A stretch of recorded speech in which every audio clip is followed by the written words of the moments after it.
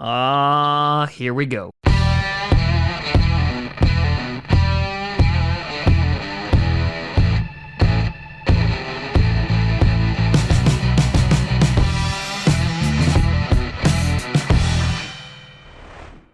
Grossi Posse Packer Nation. Welcome to another episode of Packcast, the podcast where you don't have to be Packers fan, but it sure does help. I'm your host, Tom. These next few weeks are going to be interesting, Grossi, and today we are going to be talking about a very controversial topic, and that is if the Green Bay Packers should keep Aaron Rodgers, otherwise known as what is the cost of keeping Aaron Rodgers. Before we get to that, I want to do a big shout and thank you to some brand new patrons and YouTube members. First, on the Patreon side of things, we have Nordique Whaler, and we have Zena. Big shout out and thank you to both of you. And over on the YouTube member side, we got Liam Sports and Entertainment, Doll Body 30, and Chris Odell. A big shout out and thank you to you all. So this video, let's get this out of the way real quick. I want to acknowledge a couple of points here. One, I think the Green Bay Packers' best chance to win a Super Bowl in 2022 is with Aaron Rodgers at quarterback. Let's get that right out of the way. Second thing, this is not a video of if Aaron Rodgers should come back. I have no idea what Aaron Rodgers is going to do. This is not going to speculate on if Rodgers is leaning towards retirement or if he wants to be traded or if he wants to stay on the team. That's not this video.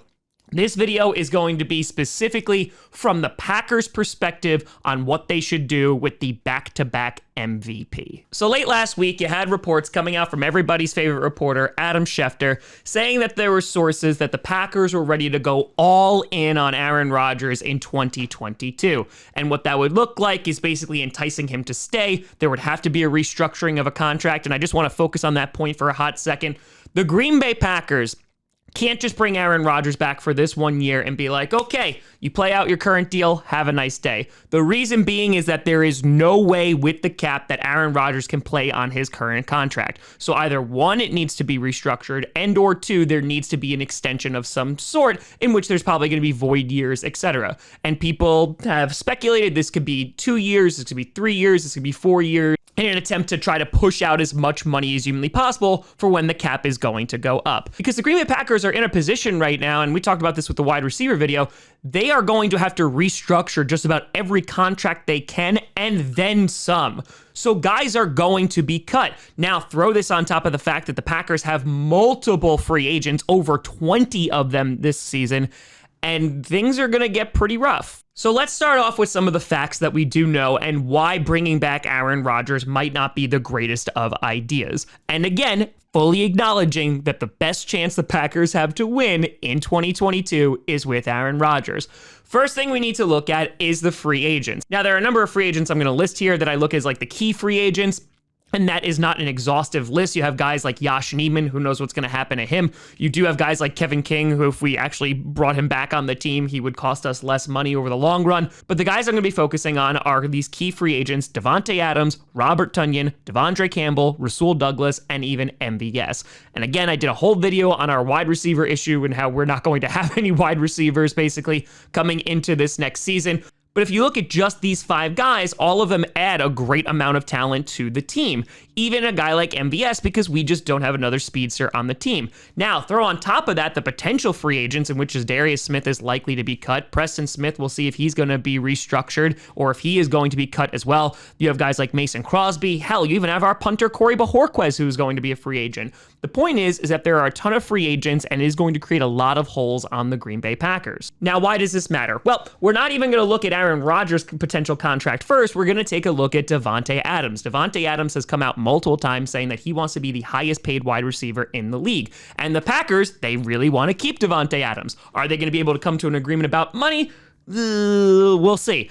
Now, of course, there's talking about franchise tagging, whether it's franchise tagging and then extending him off the franchise tag, or whether it's going to be franchise tagging him and then trading him. The issue is, again, with the cap, is that's going to cost about $20 million just to franchise tag Davante Adams. And listen, Davante Adams is not going to be happy about that. And the reason why Davante Adams is so important here is because Aaron Rodgers made it very clear that he does not want to go and play for a team that is rebuilding. And the Green Bay Packers, without Davante Adams, and considering how they really don't have any other wide receivers, that would, I think, fit the definition of rebuilding. So I think Davante Adams and Aaron Rodgers are very linked here if they're both going to return to Green Bay. And there's been plenty of speculation about what Aaron Rodgers' contract could be. People are talking about giving him $45 million a year. So if we're just going off that base number, if you take that 45 and you take Davante Adams 20, you're looking at $65 million for two players. We're already significantly over the cap, and that is going to greatly limit guys that we could potentially bring back. So it might be a scenario where you're actually going to say, yeah, we're going to bring back Davante Adams, but we're going to say goodbye to guys like Robert Tonyan, Devondre Campbell, Rasul Douglas,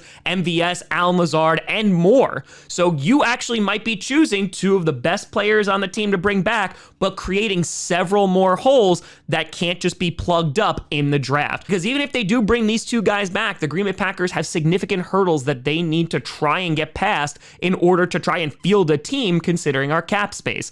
Now, again, yes, the cap is going to go up in the next few years, and because of that, they are able to kick some of the can down the road, but eventually the time is going to come that they have to pay the piper. So if the Green Bay Packers wind up bringing Davante Adams and Aaron Rodgers back and letting these guys walk, you're losing out on our inside linebacker, Devondre Campbell, who was incredible.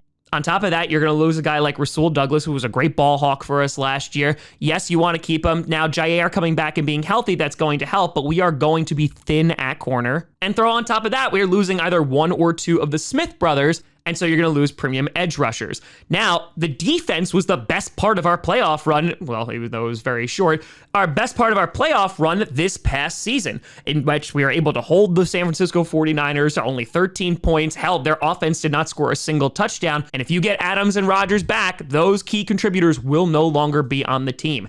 And so the point being made here is that the team that is going to be fielded with Aaron Rodgers and Davante Adams is going to be less talented than the 2021 roster. Now, a big difference here is that you could have David Bakhtiari, Jair Alexander, Elton Jenkins could all be healthy, and that will definitely help out because Jair Alexander and David Bakhtiari rarely saw the field last season, and Elton Jenkins getting hurt midway through the year. It would definitely help out with the O-line, and it would help with the secondary. But again, we're then looking at depth. We're looking at what's going to happen with corner. We're going to look at, okay, what the hell are we going to do at inside linebacker again? Oren Burks is a free agent. There's so many holes that are going to be created here, and it's going to be tough, even if we don't bring back Aaron Rodgers and Davante Adams, to fill those holes and try to get some of these guys back.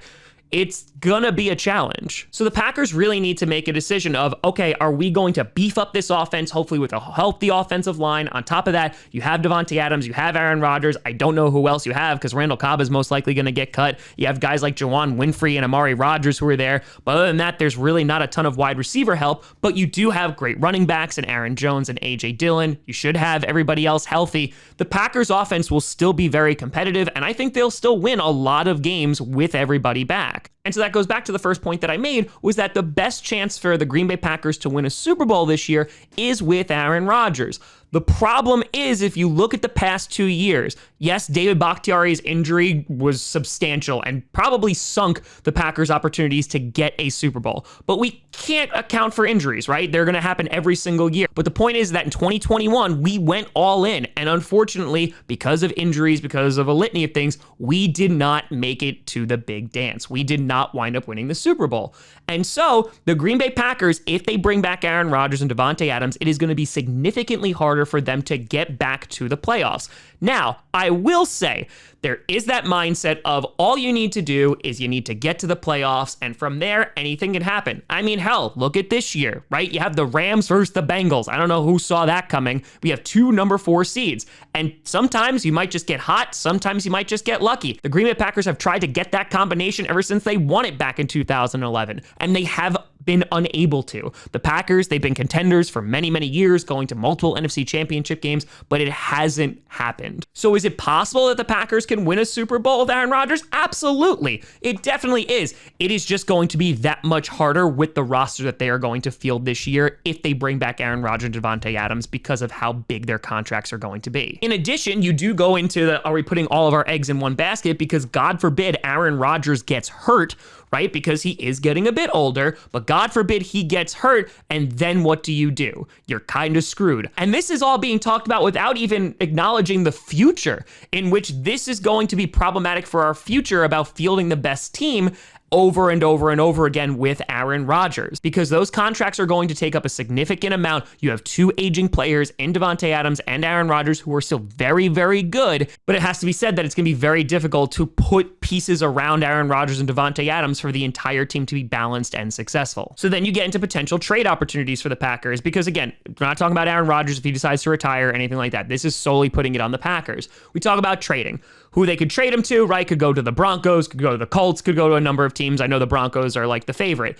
And you could get draft picks, you can get premium players, etc. And that would be great and that would be wonderful. Now, let's play devil's advocate here. Those draft picks are not a sure thing. Hell, look at the Rams. They didn't win the Super Bowl by just drafting in the first round. Complete opposite. They traded those picks for premium players that they knew were very good. The Packers are not in that kind of position because they cannot afford a contract of a premium player right now. So if they decide to say, hey, Aaron Rodgers, we're shipping you off, there's a couple things that are going to happen here. One, those draft picks might not turn out well. Two, if you trade them to a team like the Broncos are already going to be doing much better, meaning we're going to be picking later in the first round of the draft. So it's more going to be about the players that we're going to acquire, and then hopefully we're able to do well with the draft picks that we're getting. But it's like the scenario with the Raiders trading Khalil Mack to the Bears. They didn't trade him to the Packers because they thought the Packers were going to have a better record. It just ironically turned out that the Packers did not, but the Raiders got a later draft pick for Khalil Mack because the Bears did so well. So that needs to be kept in mind. And again, this is not necessarily about winning a Super Bowl right now if you're trading Aaron Rodgers, because I don't think the Packers are going to win a Super Bowl or be Super Bowl contenders after just 1 year of Jordan Love starting.